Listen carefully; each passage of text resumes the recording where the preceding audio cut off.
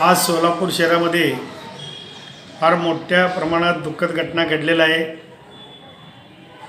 स्वर्गीय महेश अण्णा कोटे यांनी गेल्या 30-35 वर्षापासून या सोलापूर महानगरपालिकेचे अनेक पदं भूषवलेले आहेत। ते महापौर होते, पक्षनेता होते, विरोधी पक्षनेता होते, परंतु त्यांनी गेल्या 35 वर्षापासून या ठिकाणी सोलापूर शहराचा कसं विकास करायचं, कसं पाणी सोलापूर शहरात आलं पाहिजे, सोलापूर शहरामधलं जे काही समस्या आहे ड्रेनेजचे जे ब्रिटिशकालीन आहेत ते सर्व कामं करण्यासाठी या ठिकाणी भरपूर प्रयत्न केलेला आहे। या सोलापूरवासियांचा जे काही मूलभूत सोयीसुविधा होते, विकास कामं होते किंवा घरकुलच्या योजना होते किंवा आत्ता पाणी पुरवठा व्यवस्थित झालं पाहिजे।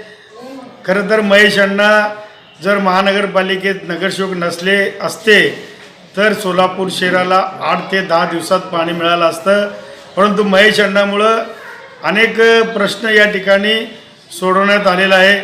परंतु या शहरामध्ये बघितलं मोठमोठे उद्योगधंदे उभा झाले पाहिजे, IT पार्क आलं पाहिजे, लघु उद्योग या ठिकाणी आलं पाहिजे, MIDCमध्ये गव्हर्मेंट पार्क झालं पाहिजे, असं अनेक योजना त्यांनी आजपर्यंत कुठलाही लोकप्रतिनिधी करू शकला नाही।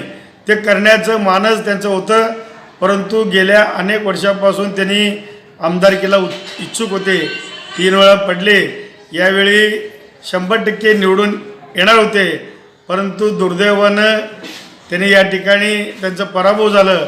परंतु त्यांचं जे काही स्वप्न होतं IT पार्कचं किंवा सोलापूर शहराचं विजन करायचं, सोलापूर शहरात कुठलेही बेरोजगार राहू नये, रोजगार मिळाला पाहिजे, या दृष्टिकोनातून त्यांनी काम करत होते। त्यांचं काम जे अधुरं राहिलेलं आहे ते कोटे परिवाराने आणि सोलापूरकरातले लोकप्रतिनिधींनी करावं, म्हणून त्यांच्या या दुःखद घटनेमुळं त्यांना भावपूर्ण श्रद्धांजली अर्पित करतो।